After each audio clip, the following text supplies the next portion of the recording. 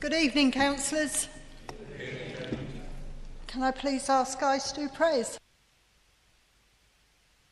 Thank you so much, Madam Chair, and good evening, everybody. In view of the financial nature of tonight's agenda, it seems appropriate to thank God for all involved in the preparation of the financial documents before us, and to pray that members may be wise in considering the impact of any budget reductions on those living in our district, particularly the poor and needy. Heavenly Father, we thank you for all in the financial departments of our council and all involved in preparing papers for tonight's significant meeting.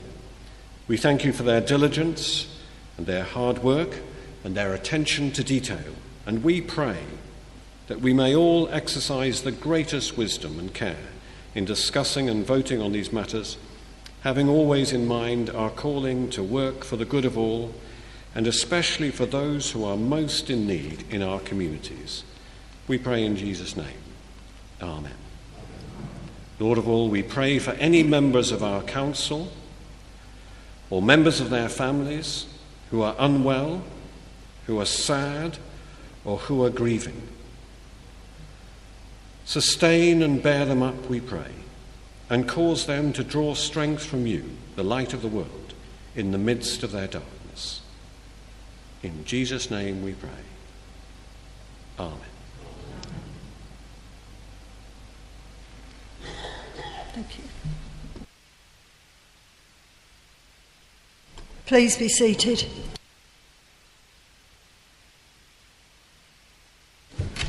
Can I have any apologies for absence?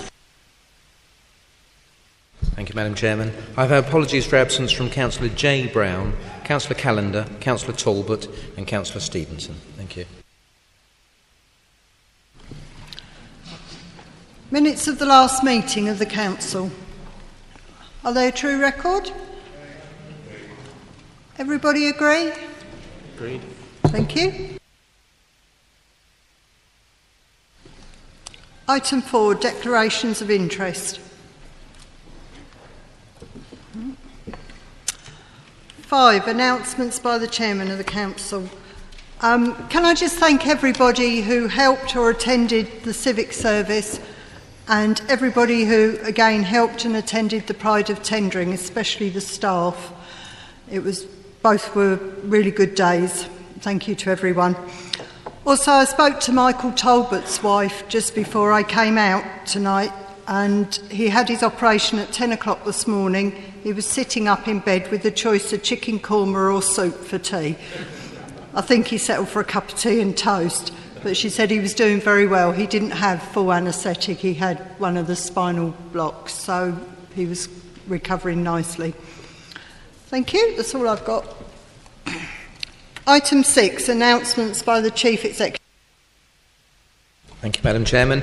I'd just like to announce that and advise members that we are going to undertake a review of security for council meetings, including filming arrangements.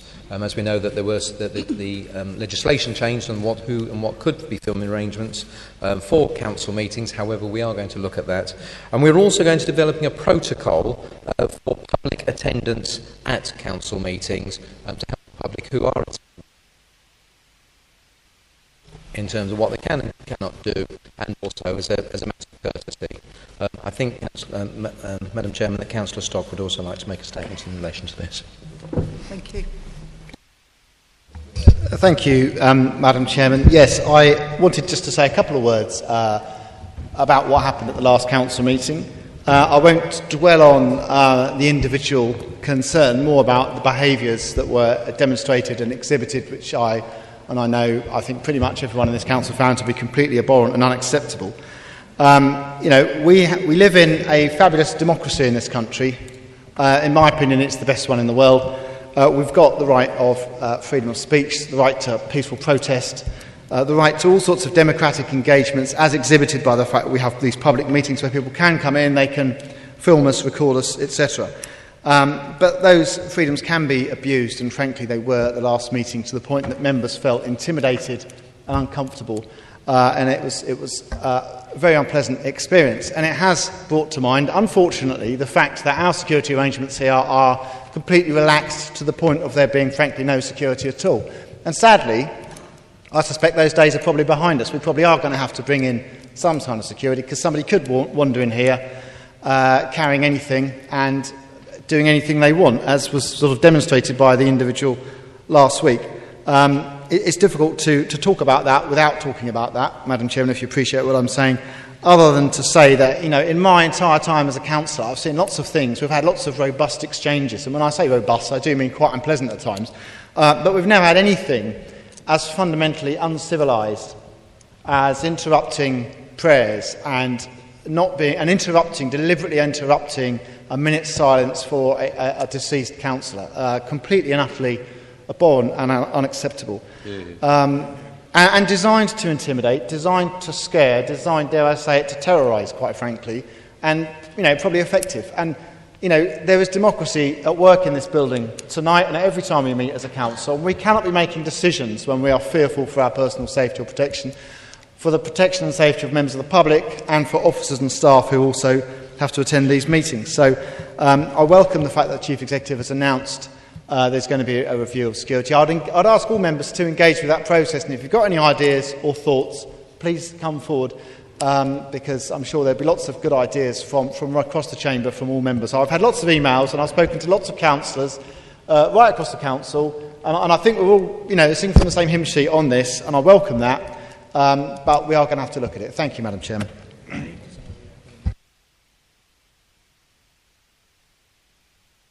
Councillor Buke.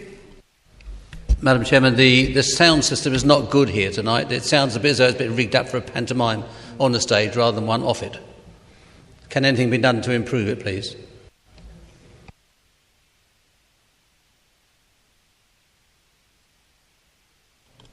Councillor Henderson.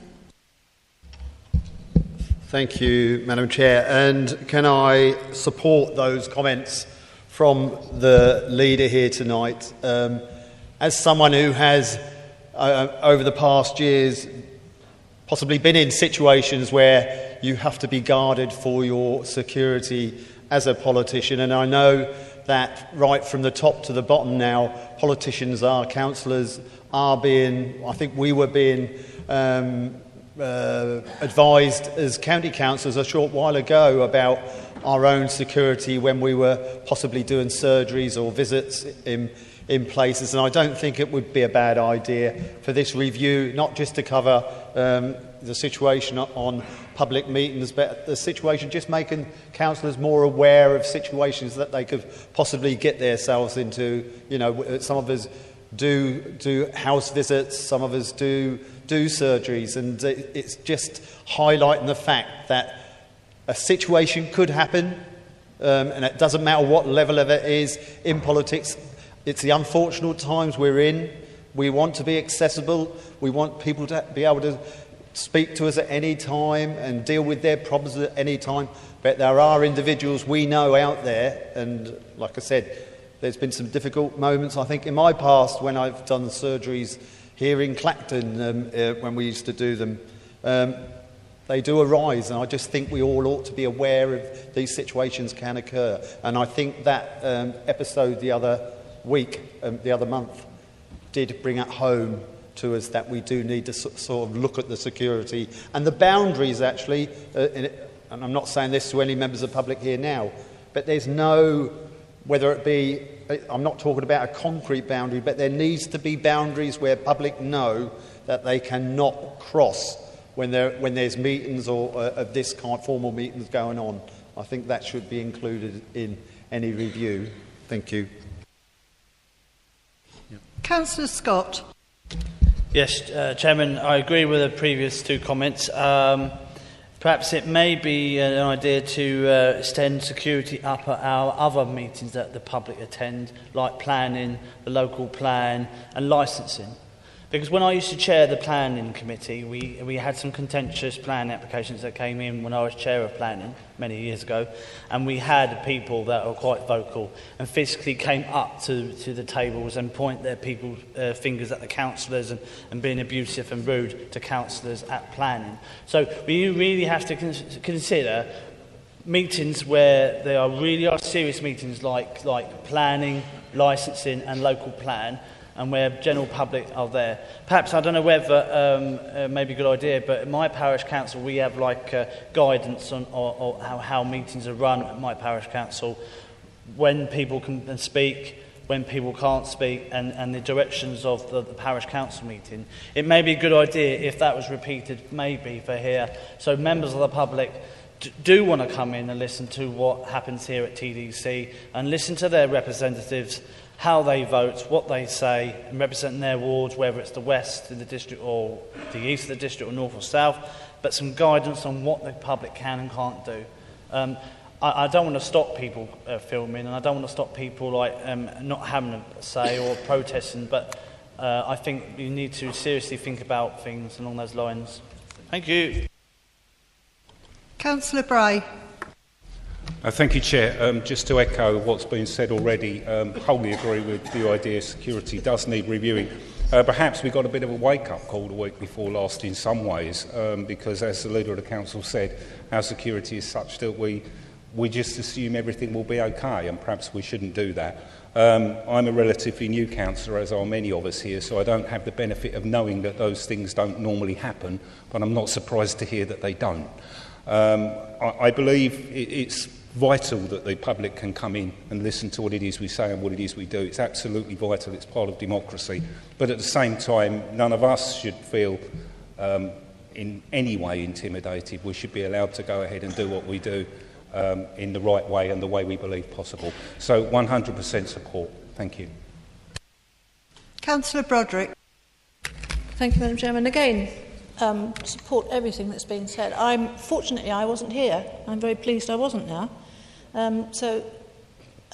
Anything you can do to stop that sort of behaviour would be very welcome. Thanks. Councillor Watley. Yes, thank you, Chair. I think it's tremendously sad what happened. I think that common decency seems to be something of the past these days. We work by certain rules here where I might not agree with what you say, but there's the old statement, I'll defend to the death your right to say it. And it's a shame that one individual would cause us to have a review, would cause us to even rethink the openness of this council. I think it's a marvellous thing that we have the general public turning up, sitting and watching and taking part in the democratic process. And I think it's enormously sad that we are now having to have this review. Common decency and respect was the way we always worked in this country, and we want to encourage that. And we need to say this out loud, that this behaviour is just not good enough, and it's causing our society to close down in ways that we would never desire. And I think it's appalling, it's a bad day for democracy, but we must have this review, and I welcome it. Thank you. Councillor Stock. Yeah, just by way of conclusion, Madam Chairman, I'd like to thank everyone for their comments and their support. I think Councillor Henderson is absolutely right to suggest that this review needs to go beyond merely full council meetings, but the way that we conduct ourselves as individual councillors in our wards, going into people's houses, letting people into our houses, there are all sorts of things that we need to think about, and we need to be advised on the best way of doing it. I would like to thank, Madam Chairman, if I may, Chief Inspector Russ Cole for attending tonight and sitting in the audience, who's our district commander, who'll be known to many of us as a councillor, I hasten to add. But thank you for coming. It does show that this is being taken seriously as an issue, and we will be guided, obviously, by the police as well as by what other advice we can get on this important issue. And as I said at the beginning, though, do feel free, if anyone has any great thoughts or ideas, do feed them in to me or to Ian or to whoever, because I'm sure there's lots of good ideas out there. Thank you, Madam Chairman. Councillor Porter, I'm sorry I didn't see your hand. Would you like to speak? Yeah, I'd just like to say that I think that it's all been taken a little bit sort of ridiculously, what happened last week. People may not have liked what he did, but in all honesty, it's probably not going to happen again, and I really don't think that having security and having reviews is really necessary for what he did last week. We just get on with it. Okay, thank you.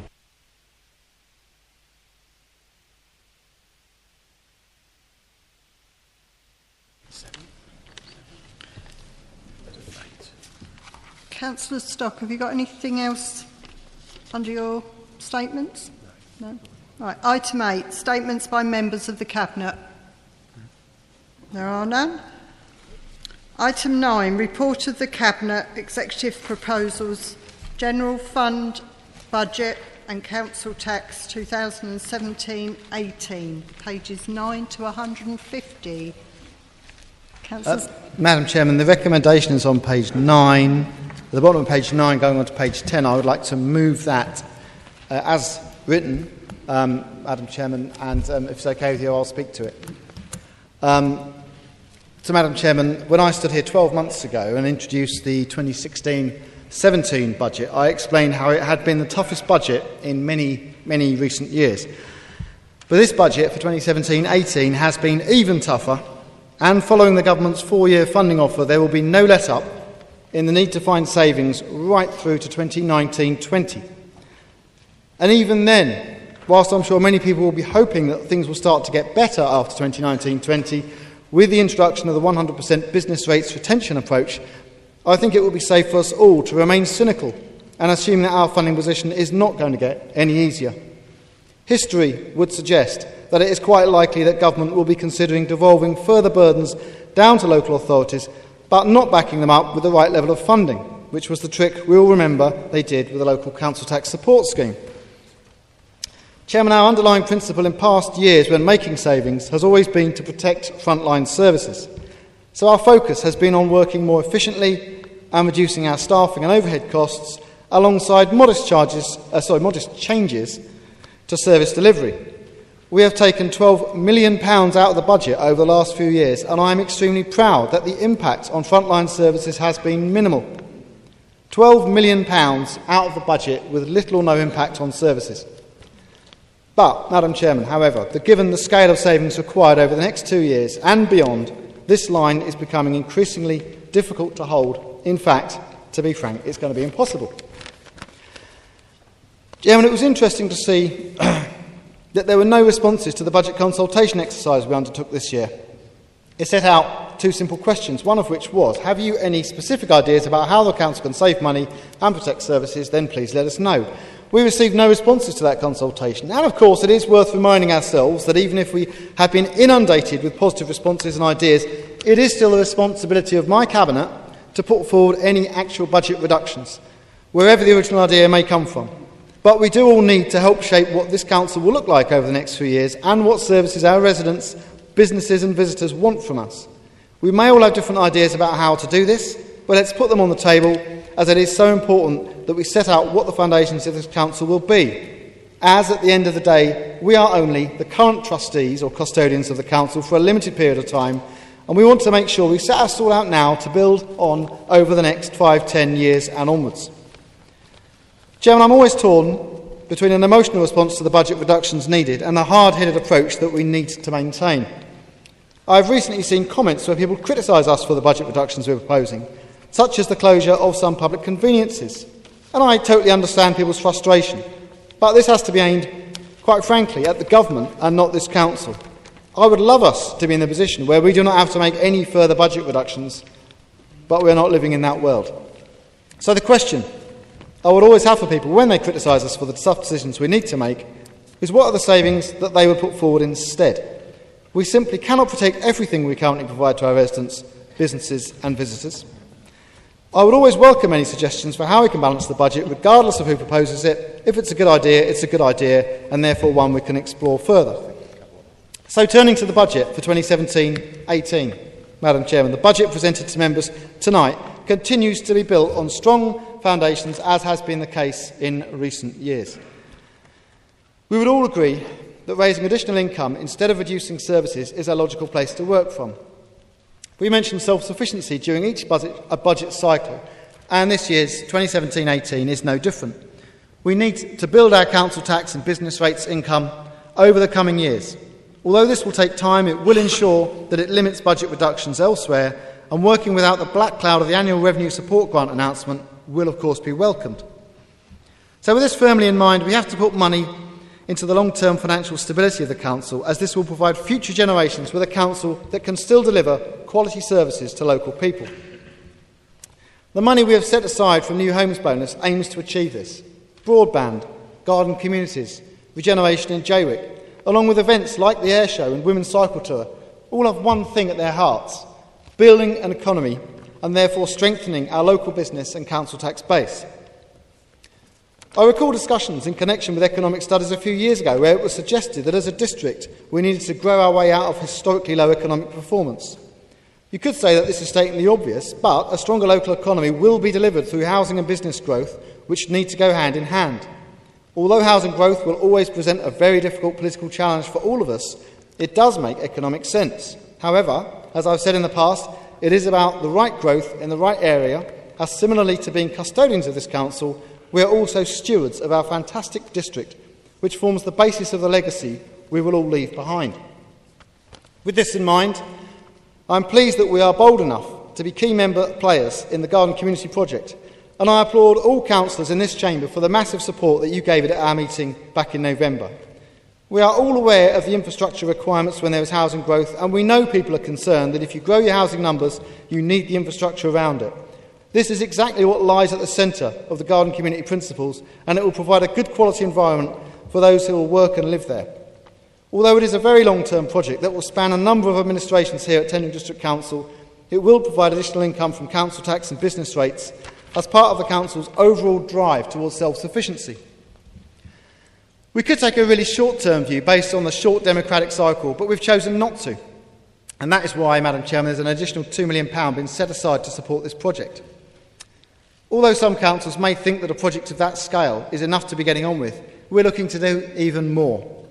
In addition to various projects we're developing, the budget also includes a number of commitments, including £1 million for the Harwich Public Realm project, £350,000 to support channel shift projects within the council, £20,000 to continue the sea and beach festivals, £40,000 to refurbish the theatre toilets, £25,000 to continue to lift the profile of the district via a TV commercial campaign, £23,000 to support the continuation of the very important mental health hub work.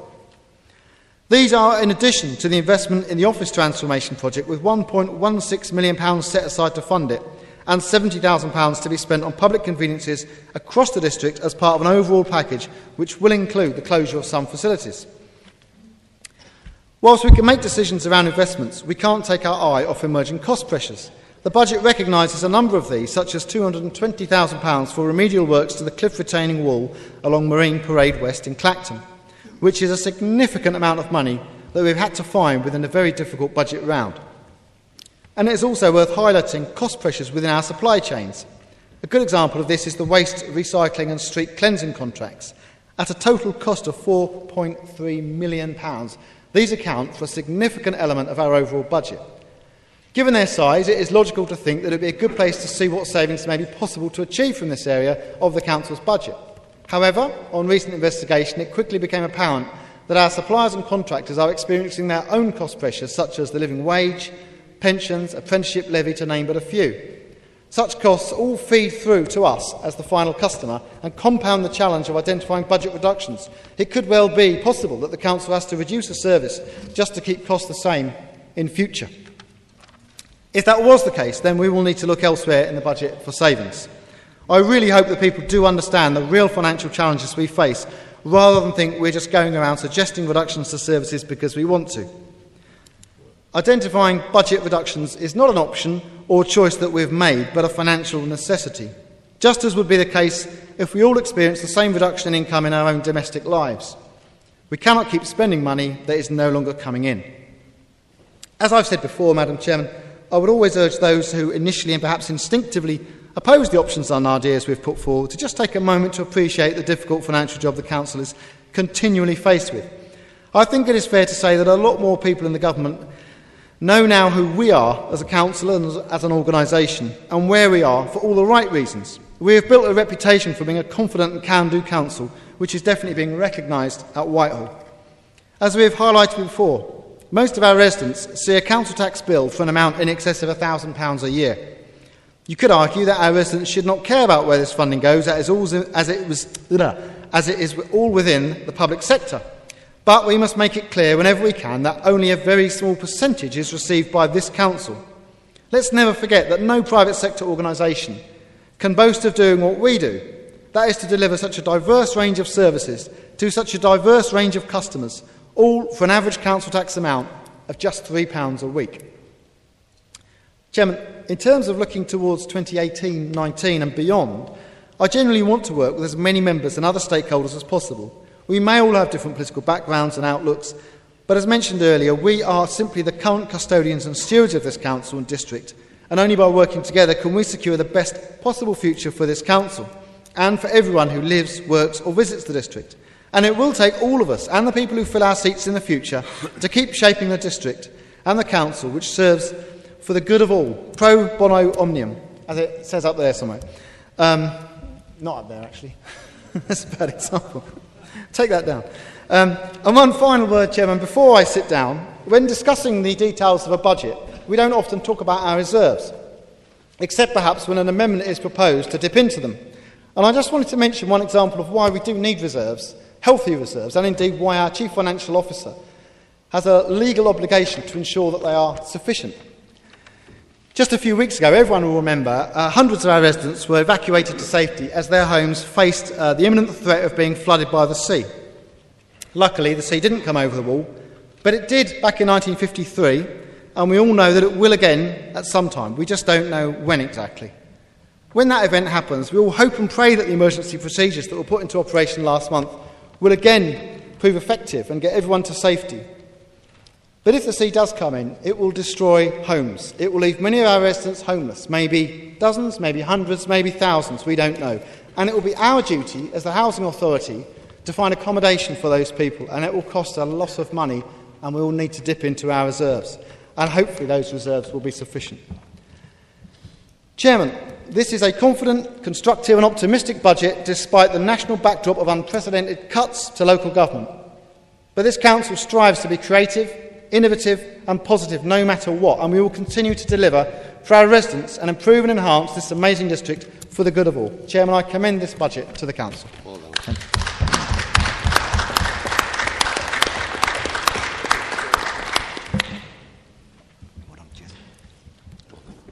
Councillor Broderick.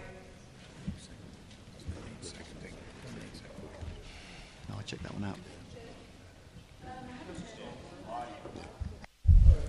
It's all right. I have an amendment to the budget, which I hope you've all got a slip for. Would now be the time? No? Well, yeah. Has everybody got the amendment?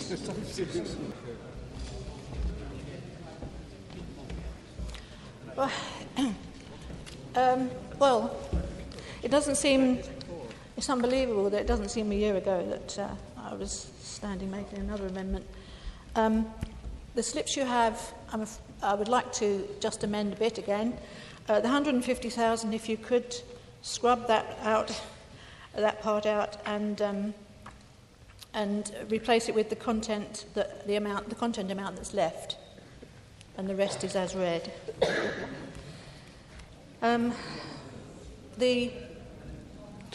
The amount in the budget left of the Big Society Fund is 195,308. Sorry, can you just give us a minute? Sorry, Madam Chair. Madam Chairman, if I may, two things. One is I think Councillor Broderick means the uncommitted amount of the Big Society Fund there, which because the issue around the 150,000 is that if that's not the exact amount in the fund, we need to just say the uncommitted amount, so just being absolutely clear what that was. And the second thing is, Councillor Broderick, before you continue, you need a seconder. Thank you. No. Well, you're seconded.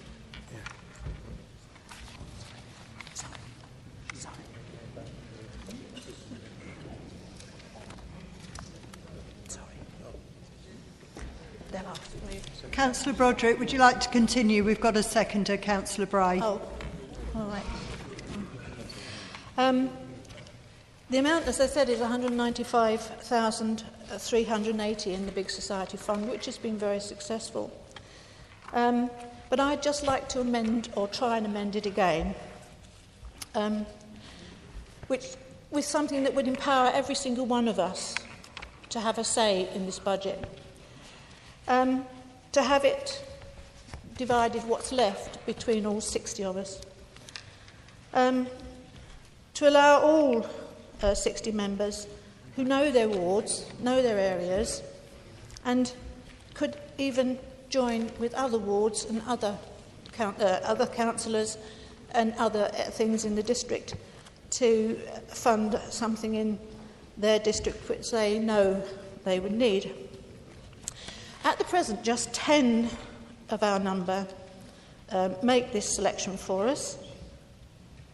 They are advised by, or are going to be advised by, 2 other people, an education, somebody to advise on education and on what voluntary services are needed. And they will do that for us. The criteria for this fund is education, skills and sport. Anything that doesn't fall into those categories fails.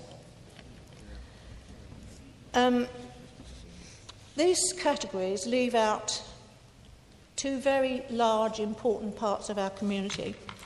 Anyone over 65 who doesn't want to take part or can't take part in sports. Mothers and babies clubs. These are important people that we might know about in the wards who can't necessarily apply or complete the very complex application form, but we could identify these people and these groups and pay our share, what's decided, over to them. We won't, of course, have anything to do with the money. That could be done by the existing officer who's dealing with the big society. As I said, the bid is very complicated to do, and there's just not enough of us who are making this decision. So I'm really putting this amendment is pretty self-explanatory, and I'd just like to empower all 60 of us and just reach a decision that will please everybody in our wards, will address community cohesion, but could even join together as a whole and come up with something that is my particular hobby horse, is to stop this plastic mountain of debris that's going on our beaches, or that will be going on our beaches. We've got a chance to try it for a year, and the result would be a win for local democracy. I'd just like to ask you to try and support this for this year. Thanks.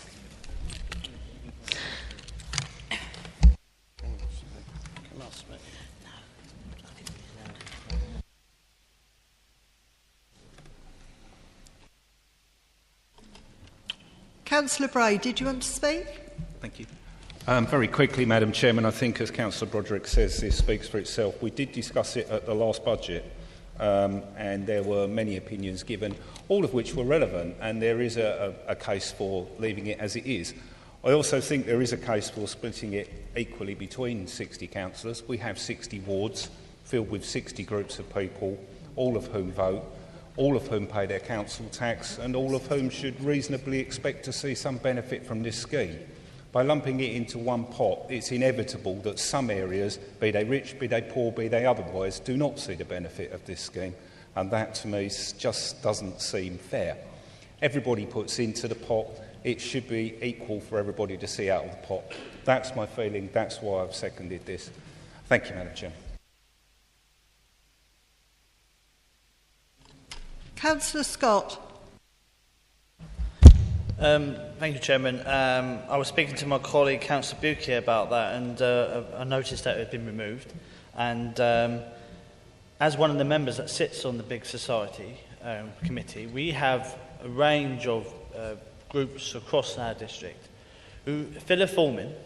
it goes to a priority 1, and then if the committee then agrees, it goes to priority 2, and then they get some funding. Often we go back and we ask them to match funds. So if they ask for 10, we say to them, well, perhaps we give you 5, as long as you match with 5. And I know in my ward of Alsford, we have a lot of groups that come and ask for funding. I direct them to the Big Society. Obviously, I have to declare an interest because I sit on the Big Society board.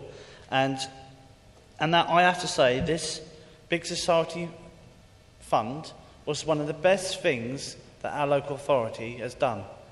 We have reached out to other communities across our district. Councillors have contacted their local child groups, baby groups, pensioners clubs, lunch clubs. They've applied for little small pockets of money. What Councillor Broderick is saying, split it up equally. I have some sympathy with that. It sounds familiar to the £120,000 that was allocated many under councillor lines and then subsequently under other councillors, where each councillor had £2,000. I believe that went on for 4 years, I believe, and that was successful too. So Councillor Broderick's amendment does have some merit there, but having the Big Society pot, where people out in our district know there's money there, can say, okay, let's get together and we can fill a form in and send it off, and hopefully we can get something back. Not all groups are successful. Some groups are successful. So I will vote with for Councillor Broderick's amendment, but if that falls, I would ask the administration possibly to consider putting that Big Society funding in, because we are reaching out to people in our district. They come to us, our elected councillors, they come to us and ask for funding. We may be making cuts, we may have taken £12 million out of our budget, but there are all groups out there are also suffering and not getting budgets, not getting grants, and so on and so forth. So everyone's in the same boat. However, this small amount, £196,380, may be a small amount in here, but to people out there who genuinely want this part of this slice of the cake that helps people, whether it's toddlers, infants, people who are teenagers and playing football, kids or elderly people, we are helping people with this little bit of money there. Thank you. Councillor Winfield.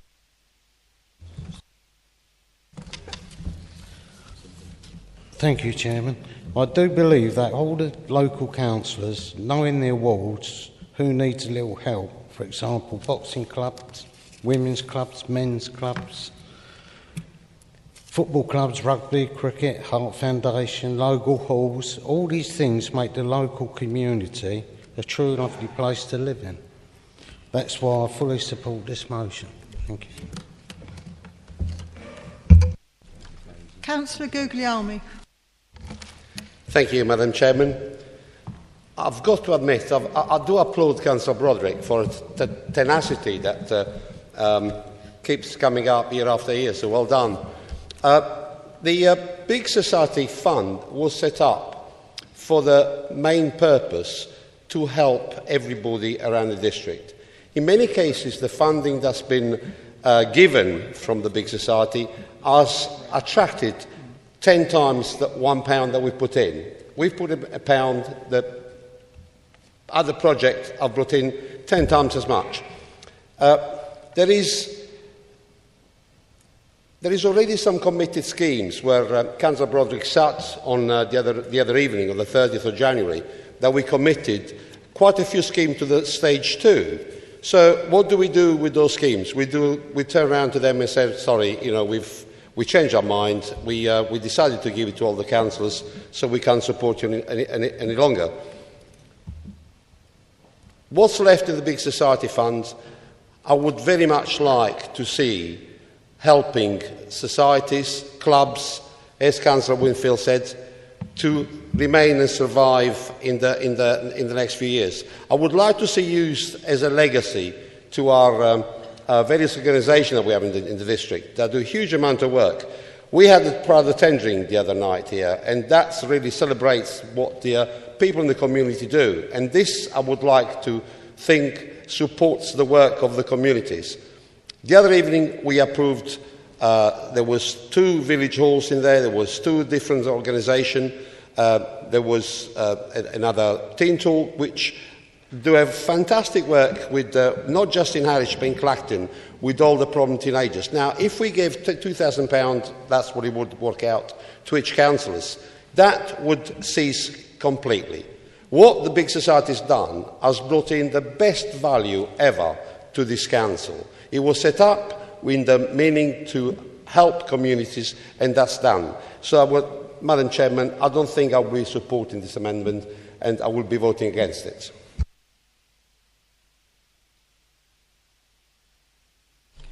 Councillor Honeywood. Thank you, Chairman.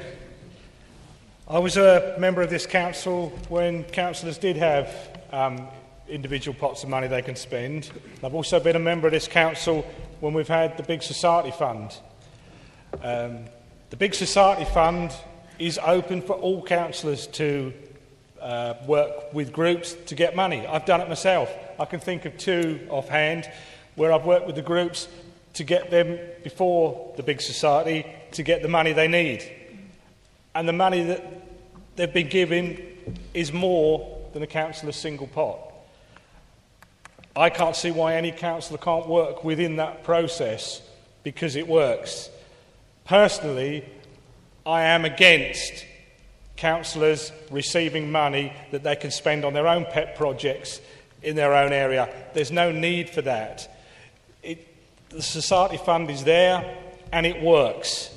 So I'm saying I cannot support the idea of pet projects. And as Councillor Guglielmi says, who's going to write to those people that are now on the list and say, well, actually, sorry, we're going to pull the rug out from under you? I believe last year I found myself speaking on this subject. Imagine that we'd have said yes last year. Think of those projects that have been awarded money over the last 12 months. They wouldn't have got it unless you could cajole 2 or 3 councillors to give you a little bit of their private pot. So I think it's wrong. I think the system works as it is. So I shan't be supporting the amendment, Chairman. Councillor Culver, would you like to remain seated? Chair. Yeah, carry on. Yeah. Thank you, Chair. I have to say, whilst I've got a lot of sympathy for the amendment, likewise I do wish to speak against it. I was on the council where it was actually the late Councillor Les Double's initiative to introduce the individual members' budgets, and it was very effective. I have to say I do rather resent the idea of being described as pet projects, because it wasn't. It did a lot of good in the community, and individuals knew their ward councillors. They could apply, go to them, seek assistance and get it. It was nothing to do with pet projects, and I think that's an unfortunate phrase. What I do have to say, and I'm saying this coming from Harwich, it does disadvantage single ward, member wards, particularly in the rural communities, who may actually cover 2 or 3 villages, but be on their own and only have their one individual pot of money. In somewhere like Harwich, with 7 councillors, you can combine funds and actually achieve quite a lot. In a single-member rural ward, I think it is very, very different and can actually be most disadvantageous, if there is such a word, to the rural communities.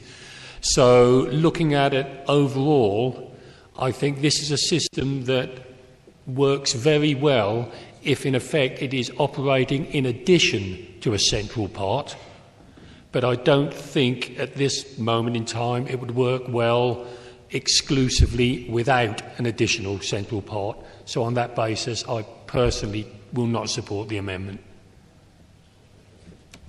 Councillor Miles.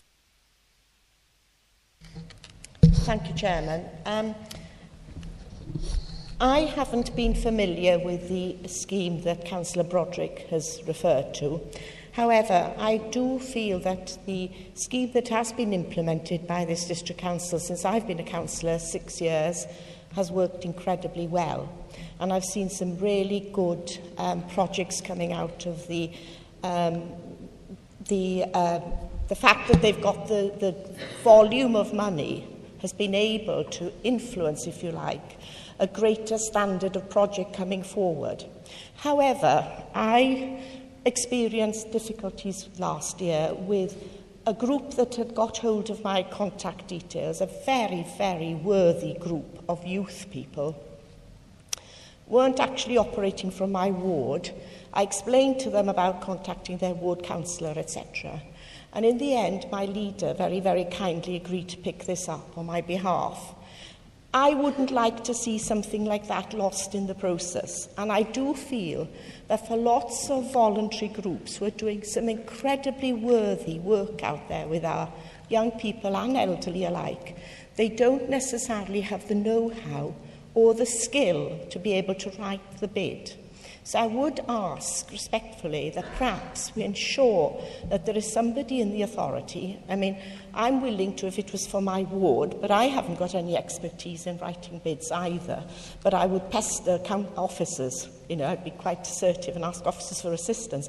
But I would ask respectfully that perhaps we facilitate that there is a body in the district council who these less experienced groups can refer to for advice and guidance on how to write their bid. If that's already happening, I apologise because I'm not aware of it.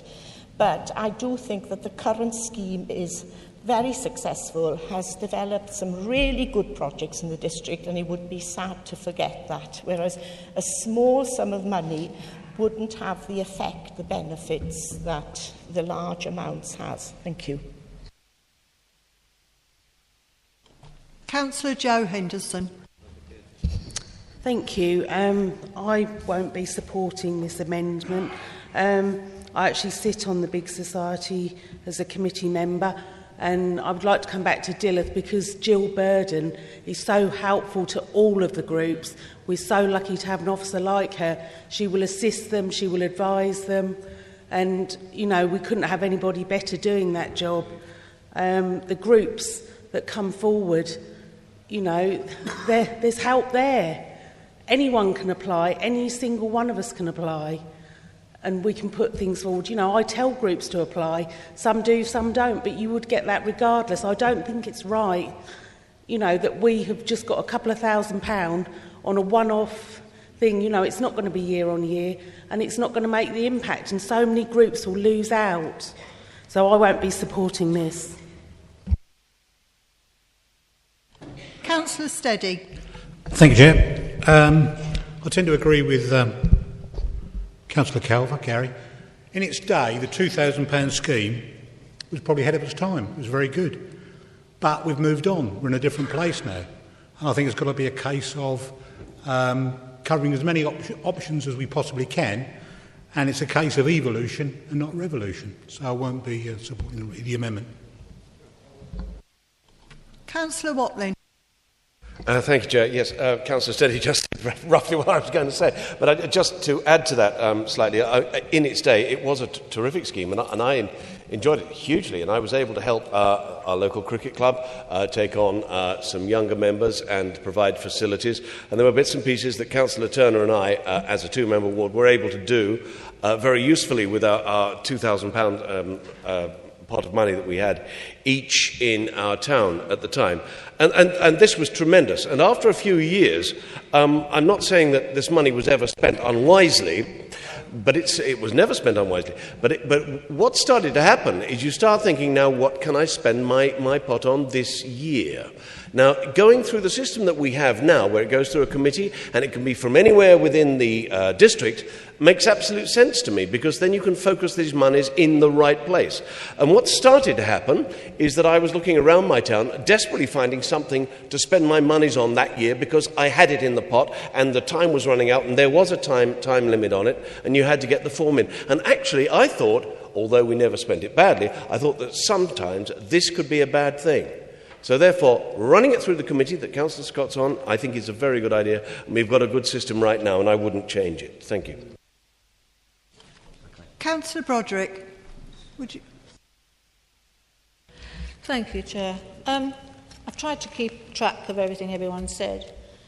The amount of money, Councillor Guglielmi, I said in the beginning the amount of 150 is removed because it will be what's left of what claims have been promised as of now.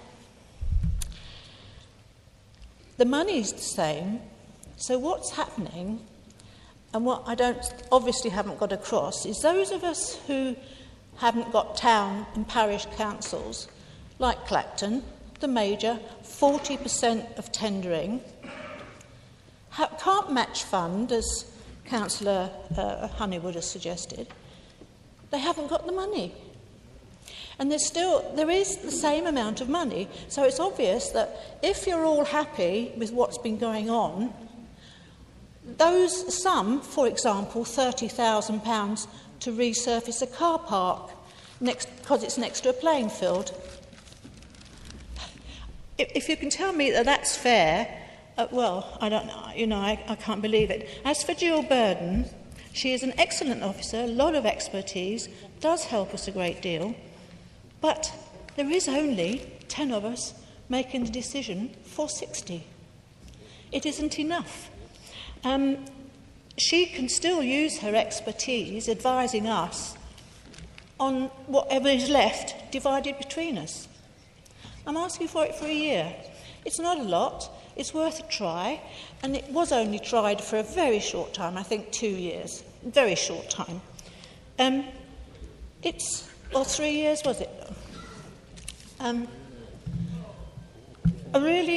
You have to be on the committee to find out who gets the money. And in my opinion, it doesn't go to the right places. It certainly excludes over 65-year-olds, excludes pensioners, excludes mothers and babies. I don't care what Councillor Scott has said. But we've got churches who provide lunches for pensioners in Holland-on-Sea. They raised the funds to revamp their church, completely revamped it. They do mother and baby clubs. They applied for a new toilet and a baby changing unit, £1,400, nothing, and yet £30,000 to resurface a car park. I won't say where it is. I've put the amendment. I know it's not going to win or go through, be carried, but it's worth a try. Thank you. Councillor Stock. Thank you, Madam Chairman. I'll just sort of sum up on this. Because one of the reasons why these days, I think Councillor Steady did sum it up very, very well when he said that, we've moved forward, basically, and this is a step backwards. It's the fact we don't have the staffing or the resource in this authority anymore to manage 60 members wanting to spend a cash sum of £2,000, which they could spend on 4 different projects, which, do the maths on how many different proposals could be coming in. Those proposals would have to be judged against a set of criteria. The criteria would have to be agreed in the first place. Someone would have to judge those proposals. Are they what the money should be spent on? We can't just give £2,000 cash to every council and say, go and spend it whatever you want. There's accountability of public money. So we don't have the resources. Now, I'm not criticising Joy for proposing the motion. I know she's passionate about this idea, and she always has been, and as Carlo said, you have to admire Joy's tenacity for coming back year after year with it. I just think, I think as Councillor Steady said, it's sort of, this is the past, and we've moved forward. And I think the Big Society Fund, and I'm not pretending it's perfect or it couldn't be improved even more. When we first set that up, it was just the finance portfolio holder making all the decisions on his own. Looking back on it, clearly that was wrong. We've got a committee now of 10 people who make the decisions, and that's a big committee. And some of those decisions are levering in. The money that we put into those projects are levering in up to 10 times the amount of money from outside sources because of that bit of seed funding we're giving them. There are some genuine, real success stories. I don't want to run down the previous system of members having their £2,000 to spend, but I think there are far more genuine success stories from the Big Society Fund over the last few years than there ever were from the Members' Small Schemes budget. And I don't really believe that there's anywhere across the district where £2,000 would make a really critical difference that couldn't get it through the Big Society Fund. And if anyone has got a suggestion, then please come to me and I'll have a look at it, because maybe we need to change the rules on the Big Society Fund if that really is the case. And I think that might be a better way of doing it. Madam Chairman, I would urge members, with great respect to Joy, to vote against her amendment. Thank you.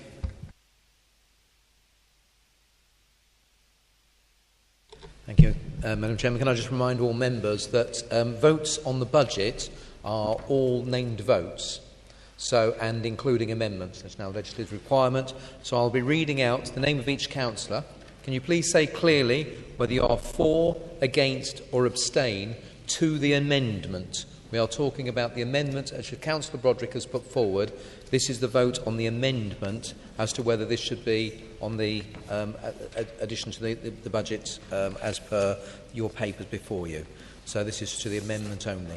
So I'm now going to read that out. Just to be clear, I will read the amendment. I've been asked to just read the amendment. I will do.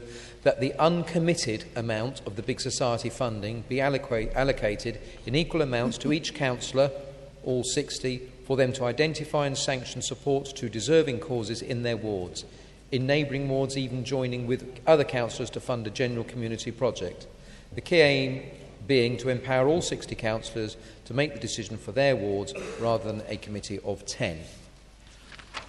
Okay. Councillor Amos. Councillor Baker. Councillor Bennison. Councillor Bray. Councillor Broderick. For. Councillor B.E. Brown. Councillor M. Brown. Councillor Buke. Councillor Calver. Councillor Cawthron. Councillor Chapman. Against. Councillor Chittock. Councillor Coley. Councillor Cousins. Councillor Davis. Councillor Everett. Councillor Fairley. Councillor Ferguson. Councillor Fowler. Councillor Gray. Councillor Griffiths. Councillor G. Guglielmi. Councillor V. Guglielmi. Councillor Heaney. Councillor I. Henderson. Councillor J. Henderson. Councillor Holmes. Councillor Honeywood. Councillor Khan. Councillor King. Councillor Land. Councillor Massey. Councillor McWilliams. Councillor Miles. Councillor Newton. Councillor Nichols. Councillor Parsons. Councillor Pemberton. Councillor Platt. Against. Councillor Punian. Councillor Porter. Councillor Raby. Councillor Scott. Councillor M.J. Skeels. Councillor M.J.D. Skeels. Councillor Steady. Councillor Stock. Councillor Turner. Councillor Watling. Councillor Watson. Councillor White. Councillor Whitmore. Councillor Winfield. And Councillor Yallop. Thank you. It's 15 for the motion, 39 against. Right, it's 15 for the motion and 39 against. So it falls.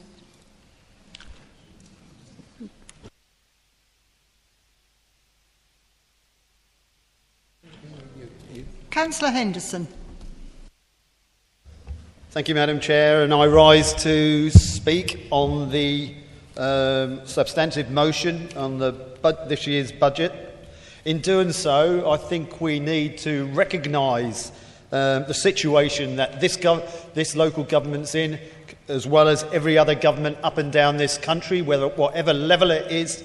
It's been put in an absolutely untenable position by this government, who seems outright intent on destroying and draining local government finances dry, so they no longer are able to run the services that the people in these communities actually need. Destroying the very foundation and fabric that local government was based on, and that's to deliver public services, whether it be for the police, whether it be for the health service, whether it be for the fire authorities. We are seeing an outright destruction of local public services in and around this country.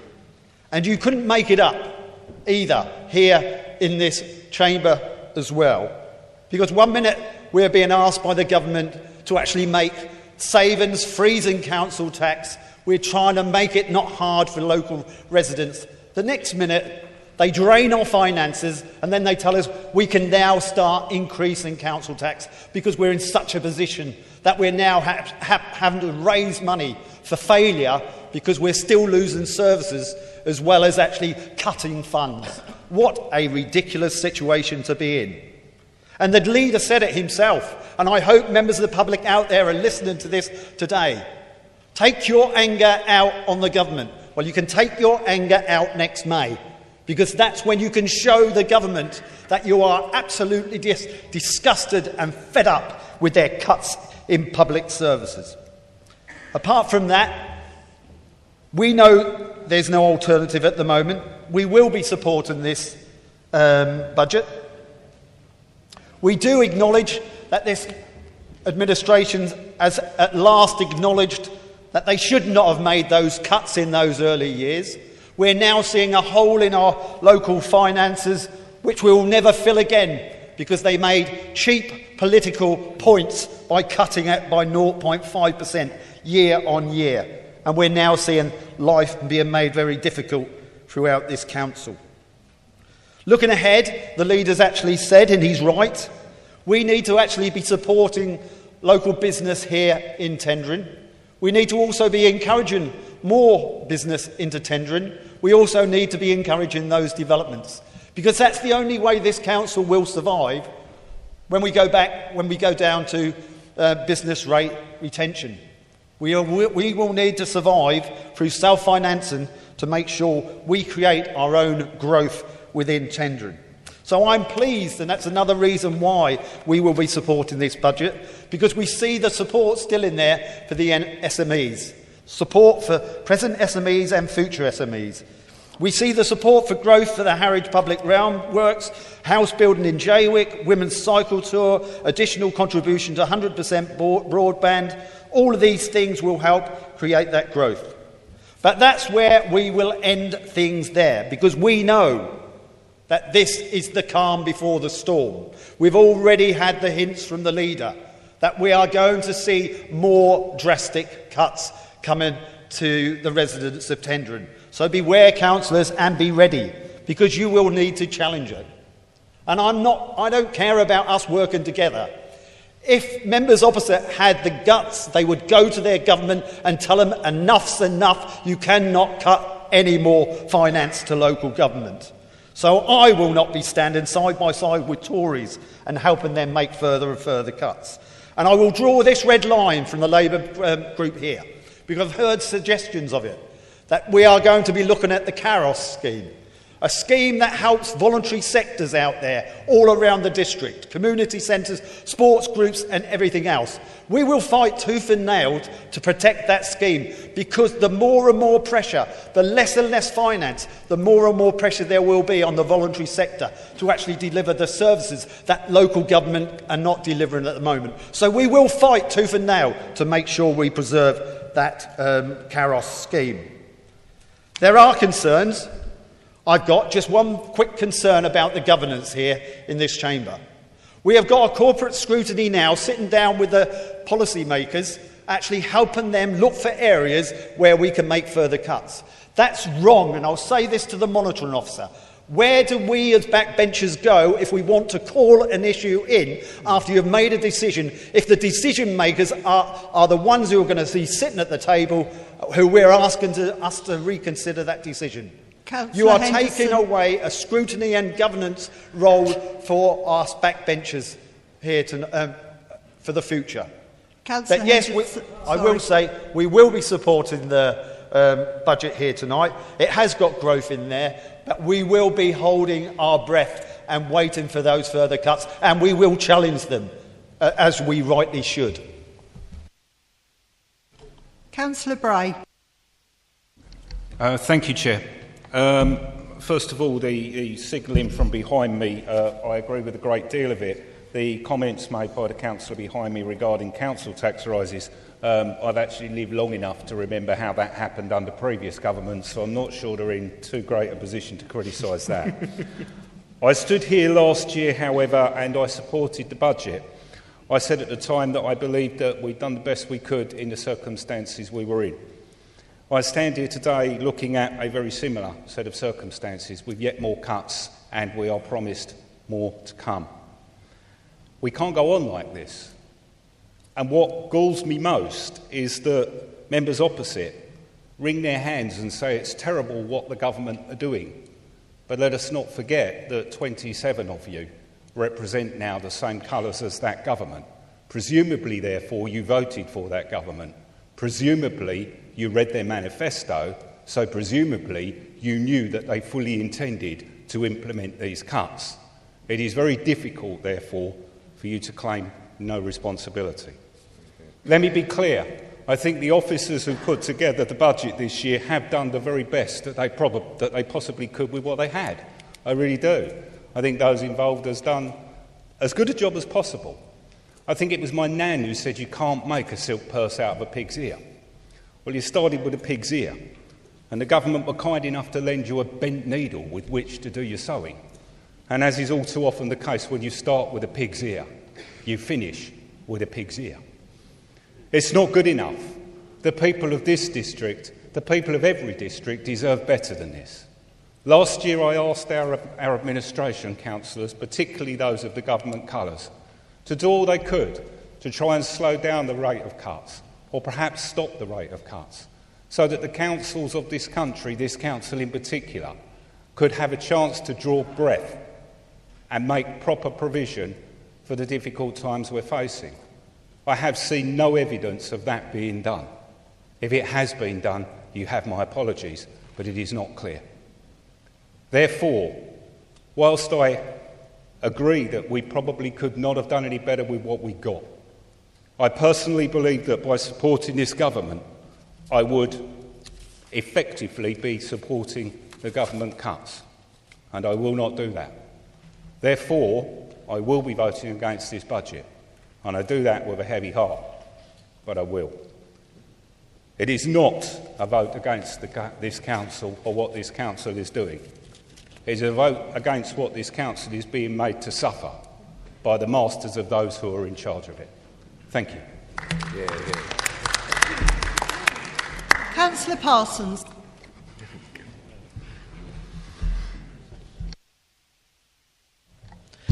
Thank you, Madam Chair. I'd like to start off, if I may, by congratulating and thanking Richard Barrett, our 151 officer. I can't imagine it's easy to put together a budget in the current financial climate, and I've always seen Richard be more than happy to take phone calls and queries and unanswered questions, so thank you for that.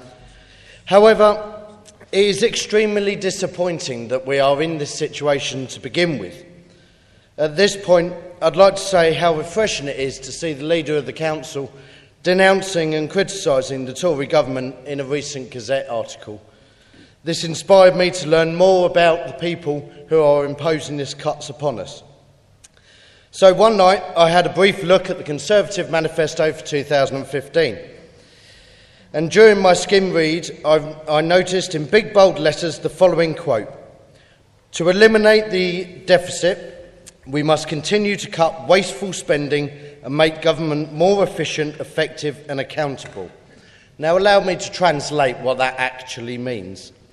Wasteful spending actually means slashing revenue support grants and effectively bankrupting local authorities with unnecessary hoops and caveats to our income. Being more efficient, effective and accountable actually means forcing budget reductions on the fire and police services, selling off the social care of vulnerable young people and pushing the North East Essex Clinical Commissioning Group to close local centres, adding pressure to an already overstretched hospital. In short, this Tory government has lied to the British public. It hasn't cut out wasteful spending, it's cut our vital service support. It's not efficient, effective or accountable, it's naive, irresponsible and careless. I'm going with my group and supporting this budget because I believe it's the best of a bad situation. But this council should send a message to central government in words they can understand. You sell if you want to, but tendering is not for selling. Thank you. Councillor Broderick. Thank you, Chair. Yes, it is a very difficult time for all of us, and yes, Richard is very kind and very patient with all of us. And there's only one small, probably petty suggestion that I have in this budget that I don't agree with, apart from the big society, and that is that we are funding things that we shouldn't be funding, that, for example, the mental health hub. Once we start on that road, we will be expected to continue. The NHS should fund health issues, and the more we try and prop them up, the more they will take. Really, that's all I've got to say. It is a difficult budget, and I'm still in turmoil as whether to support it or not. And thank you for letting me speak, Madam Chairman. Councillor Scott. Yes, Chairman. I've listened to the comments for the councillors, and I think that, I sit on the CMC committee, the Corporate Management Committee, chaired excellently by Councillor Steady, and by the councillors that are sitting on that committee that looks at this budget. And I did actually say at that committee, times are hard, everyone's having a rough time, but we need to work together. I am quite disappointed that the UKIP group, the leader, or maybe stand-in leader, is basically saying he's not going to support this. Look, we really need to work together on this. I really am disappointed. And I think we should really think about the people out there. We should really put aside our differences and seriously think about what we are doing when we're voting through on this budget. You may want to protest the UKIP group because it's the Conservatives leading this administration. People out there will say at the elections, well, look, grow up. Think about the district. Think about the budget and think about the things we need to do. I know the Conservatives nationally are crucifying our public services. They're destroying our public services from every local authority, whether it's the North Midlands or elsewhere. But I am disappointed. But there are some good things in here. Good things in here, like we are paying for Career Track. As officers know, I'm a fan of Career Track. Young people in our district, between the ages of 18 and 25, can learn how our local authority works. And we're putting money in that. We're giving kids in our local authority the opportunity to work in our district, our local authority, to work in planning, work in environmental services. So I'm pleased that's still there. There's other things like the Rural Growth Fund. I mean, I would like a bit more if possible, but because being in the west of the district, someone said to me, oh, broadband's rubbish. We run a business in the rural areas on the borders of Alresford and Thorrington. Their house is in Alresford and their business is in Thorrington, but they're parked together, and they said they can't get broadband. And for them to do their business appropriately, and also to pay their council tax and HMRC tax for their business and that, they have to do everything online. But how are they supposed to do that? So I do appreciate that we should push for broadband in our district. It was touched on, I think Councillor Henderson mentioned it earlier, that it was foolish of the previous Conservative council to cut the council tax by 0.5% over 4 years. I remember the finance portfolio holder at the time said, well, everyone can have a Mars bar, or can everyone have an ice cream? Well, now, people can't have that. It's absolutely outrageous. It's actually foolish to cut council tax 0.5% over 4 years. And now we're in the brown stuff. And I really am disappointed on a few things. However, the Corporate Management Committee, we worked through this budget. About to upgrade Mr. Barrett, actually, from Mr. Barrett to Councillor Barrett. Mr. Barrett, okay, he says, I like to smile. Well, he does smile. We try and find ways, solutions to make Mr. Barrett smile. And look, he's smiling now. So that must mean that we are either praising him up or helping him do the budget. But I have to say, we've worked hard on this. We really have worked hard on this. And I urge the UKIP group to put aside your differences seriously and vote with this. The Labour Party are. I am as the only Liberal Democrat on the council is. I can't speak for Councillor Buke or the other two councillors on the end here, but you really need to put the district first. Thank you.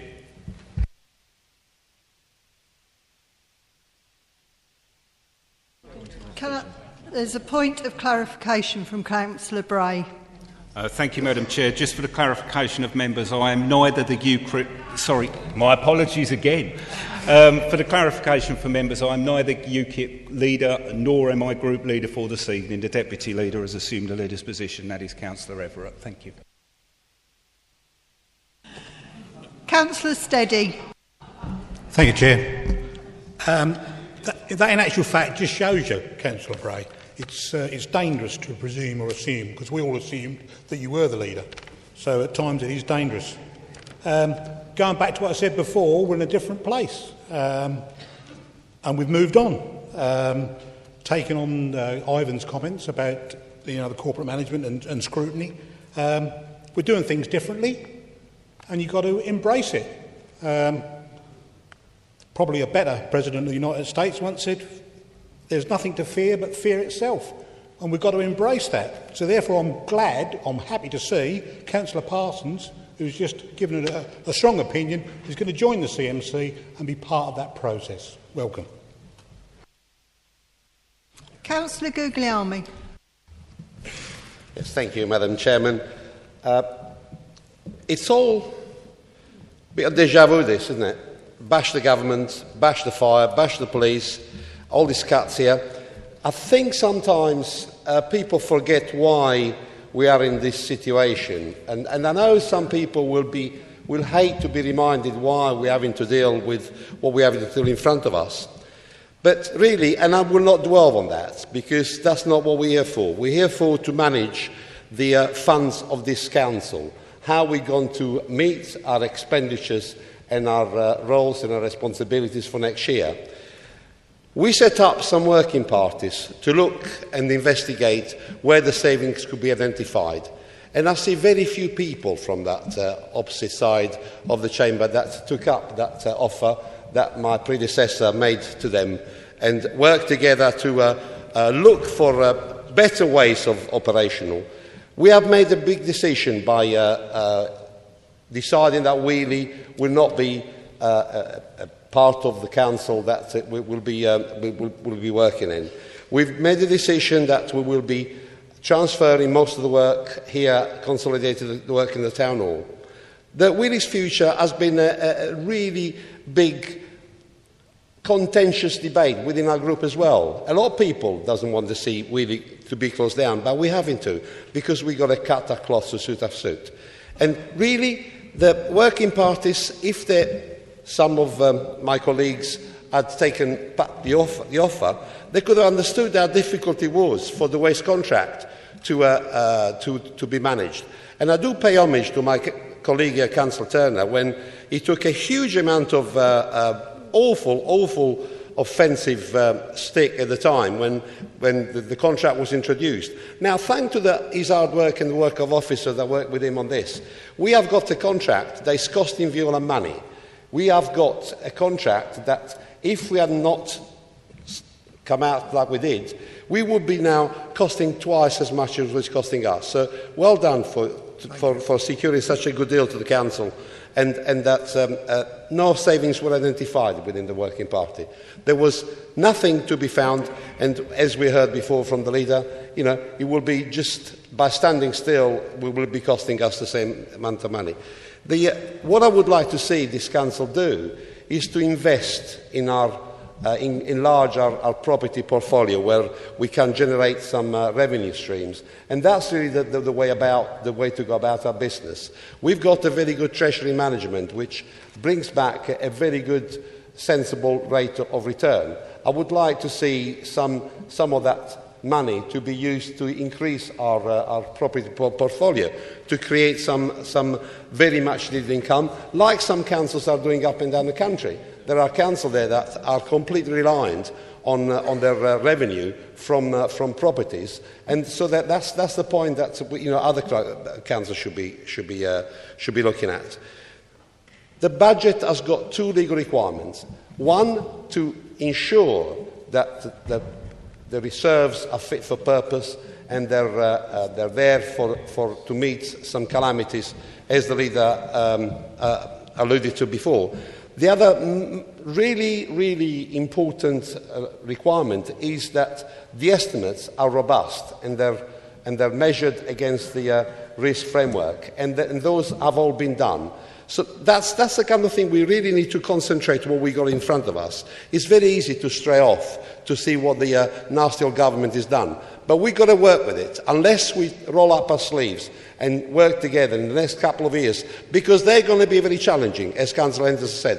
They're going to be very challenging to really make our balanced budget in the next year to come. So I really commend the work that the officers have done, and I really hope that all members of this council will work together to ensure the future of this council. Thank you very much.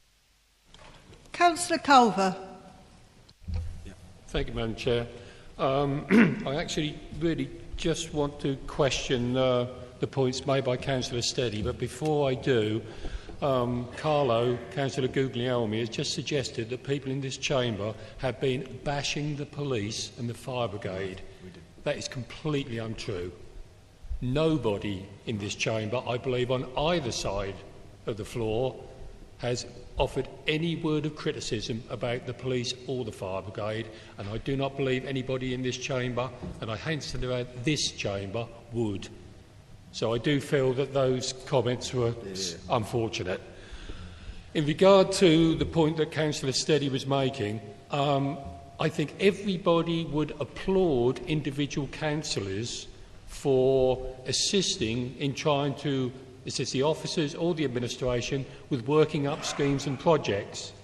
It is when a scrutiny committee does that it undermines the rights of backbenchers, because if a scrutiny committee has had direct input into a project that becomes a decision, and a backbencher then chooses to call that decision in, it is impossible for that scrutiny committee to then be unbiased in its scrutiny role. So it is removing the ability of a backbencher to have a decision fairly scrutinised. And I do agree with Ivan on this. It really does need to be looked at again. There needs to be a manner in which individual councillors can carry out that role to assist, but it really should not be done by a scrutiny committee, because it fundamentally undermines the rights of the backbenchers on both sides of the chamber. Thank you, Chair. Councillor Porter. Yeah, I'll be voting against the budget. I do think that this council really does need to slash costs or make money, and since it's a Tory council, perhaps they should go to their base, which is small government, small tax, and not increase tax, and let the council's expenditure be quite high, because it's very difficult to justify it to the public that you're going to raise council tax whilst cutting services. Thank you. Councillor Newton.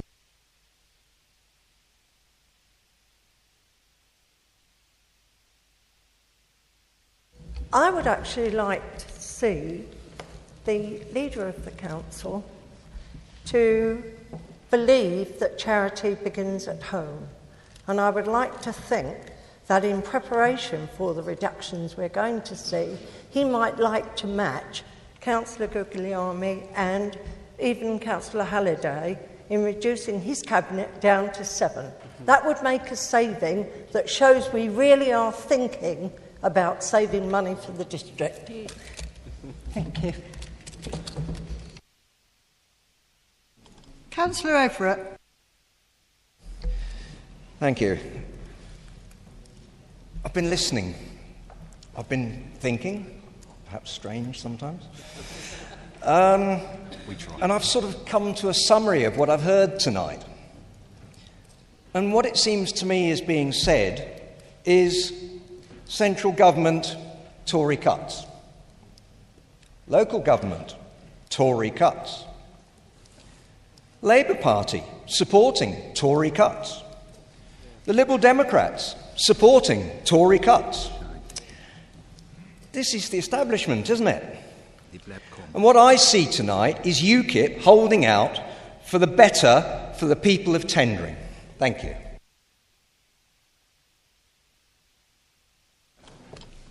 Councillor Stock. Thank you, Madam Chairman. Thanks for letting me follow Councillor Everett. Well, Madam Chairman, lots of people spoke on the budget, which is good. Lots of interesting comments and thoughts and views. I thought it was very interesting what Councillor Gary Scott had to say, very statesman-like Gary, I thought. His words are quite wise and well worth listening to. I appreciate Councillor Calver for clarifying what Councillor Ivan Henderson had said about the scrutiny, because I hadn't quite understood, and I was going to get Ivan to clarify that. And I don't know that I do understand the point you're making. I don't know that I completely agree, because policy development has always been a role of the overview and scrutiny function. I can see what you're saying. I'd have to think about it, about the distinction there. I guess I don't see it quite as starkly as you. With regards to the budget, many of the speeches were aimed at, and quite rightly aimed at, a more national level, if you like, than actually the decision-making processes of this authority. And I think I was quite frank in my speech about, the issues we've got over funding. Councillor Porter said that people wouldn't understand that we're cutting council tax, but talking about increasing council tax, but talking about cutting services. Well, I think it's quite easy to explain the concept of what the revenue support grant is or was, and the fact that that's been massively cut by government. I'm looking forward to the day when the government no longer have that hold on us. And as I've repeatedly said, and I'm trying to lobby for as hard as I can, what I would like them to do is to free us up to get on with running this council as we see fit, so that every 4 years we have elections, the people of Tendring can decide whether the current administration has done a good job and they want them back in, or they want someone else to run the council, or a completely new party come to that if they choose. That's called democracy. At the moment, we don't quite have enough freedoms as an authority to really do what we want. If the government let us off the leash, devolve powers to us that we've kind of already got. I mean, the great example is the council housing. We had to borrow 36 million pounds. We had to borrow 36 million pounds to buy our own council houses, and then the government tell us we have to put the rents down. That's not exactly freedom, is it, to run our own authority? So, yes, I will criticise the government, and it is a Conservative government, and I am standing here as a Conservative politician. If people think that's strange, I just think it's kind of modern grown-up politics. I think it would be completely irrational and unbelievable and not credible if I were to pretend that I loved and adored every utterance and every decision and every policy uttered by every Conservative politician at Westminster just because they wear the same blue rosette when they get elected as I wear when I get elected. I think that's not a credible position. I'm sure that people in all political parties will disagree on occasion with their leadership up in Westminster. I certainly suspect that's the case if you're in the Labour Party at the moment. Possibly even... Oh, come on, it's just a little joke. I'm sure that applies to any party. Unfortunately, I don't have a personal hotline to Theresa. I didn't have a personal hotline to David before her. They don't return my calls that often, I'm afraid. But I do get to meet quite a few government ministers, and I do put the case very strongly. We are seen...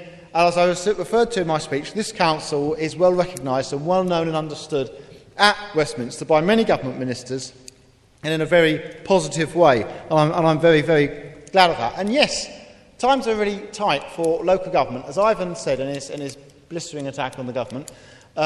Yes, times are really tough for local government up and down the land. No one can deny that. That's a simple statement of truth. But we will not be defeated. We will not be cowed. This local council will continue to thrive and survive. As I said in my speech, we are positive, we are upbeat, we are constructive, we do look to the future. We're innovative, we're creative. Where there's a problem, we look for the solution. And we'll continue to do that. And, Madam Chairman, I appreciate some people don't want to support the budget, but this is a good budget. It's a very, very, very good budget given the circumstances we find ourselves It's good for tendering, it's good for people who want to work here, who want to visit here, and who are currently living here, and I commend it to you all. Madam Chairman, thank you.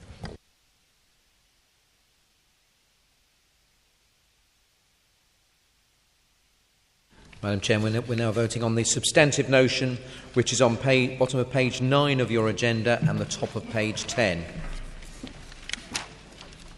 It is a named vote, so I will be calling out your name. Please state clearly whether you're for, against or abstain to the recommendations as per page 9 and page 10. Councillor Amos. Councillor Baker. Councillor Bennison. Councillor Bray. Councillor Broderick. Against. Councillor Brown. Councillor B.E. Brown. Councillor M. Brown. Councillor Buke. I'm afraid I can't vote for or against a budget speech I did not hear. I abstain. Councillor Calver. Councillor Cawthron. Councillor Chapman. For. Councillor Chittock. Councillor Coley. Councillor Cousins. Councillor Davis. Councillor Everett. Councillor Fairley. Councillor Ferguson. Councillor Fowler. Councillor Gray. Councillor Griffiths.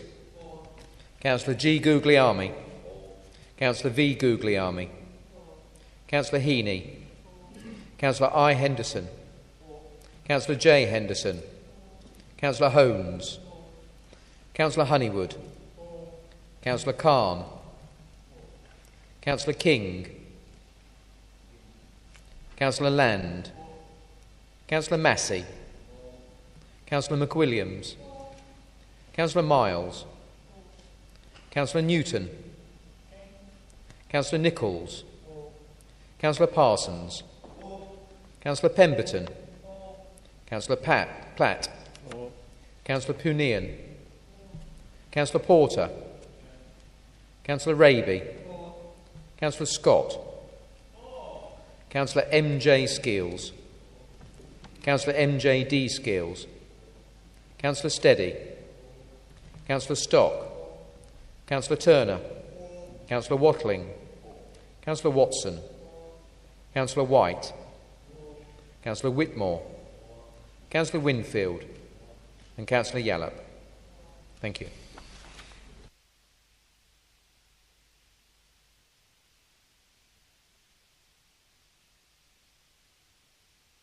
Right, it's 45 for, 8 against and 1 abstention. The motion's carried.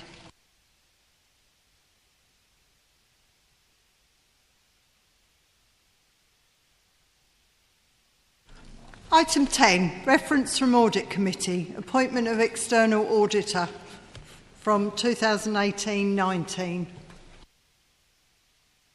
Councillor Coley.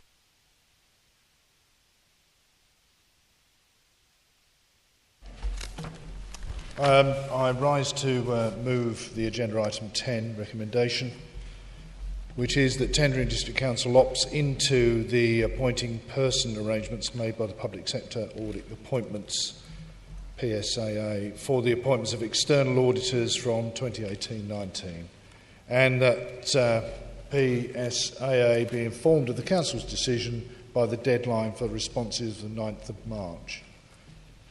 The PSAA was set up in 2014 and currently has delegated powers to appoint auditors of local authority accounts up to 2017-18. Thereafter, the PSAA has been specified by the Government to undertake the development of a national scheme for making auditor appointments for principal local authorities. All local authorities, including TDC, can choose to opt into the collective arrangements or make their own arrangements. To opt into the national scheme will save a considerable amount of bureaucracy and officer time. With the obvious economy of scale, the PSAA is likely to secure the best available audit services at the most competitive cost. We have until the 9th of March to formally state our intention to opt in, and that decision must be made by the full Council. So on behalf of the Audit Committee, I urge members to support this agenda item. Thank you, Chair.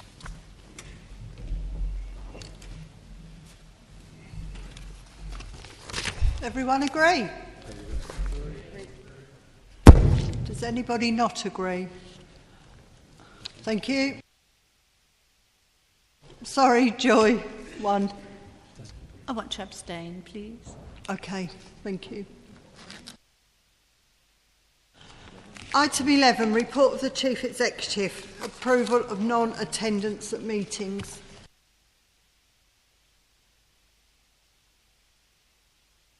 Madam Chairman, this will need a proposal and a seconder from the floor, and the reasons are as per the recommendations before you on the agenda.